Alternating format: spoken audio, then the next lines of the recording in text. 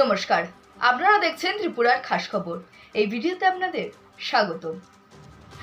মা বাবার পর শিক্ষকরাই হলো পরম গুরু। শিক্ষকরাই ভগবান। শিক্ষকরা জাতির মেরুদণ্ড। প্রতি বছর 5ই সেপ্টেম্বর শিক্ষক দিবস হিসেবে পালিত হয়।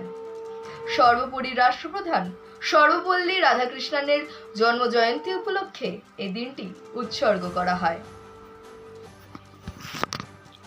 কিন্তু এবছরও শিক্ষক দিবস হয়েছে, তবে বিশেষ কারণে মুখ্যমন্ত্রী ডাক্তার মানিক সাহা উপস্থিত থাকতে পারেননি। শনিবার রাজ্য শিক্ষা দপ্তর শিক্ষক দিবসে কৃতী শিক্ষকদের যে সম্মাননা প্রদান করে তা এই দিন মুখ্যমন্ত্রীর সরকারি বাসভবনে করলেন। সংবর্ধনার পাশাপাশি সুষ্ঠু সমাজ গড়ার কারিগরদের অসামান্য অবদানের কথা তিনি বলেন। একই সঙ্গে তিনি সকলকে আন্তরিক কৃতজ্ঞতা ও অভিনন্দন জানান।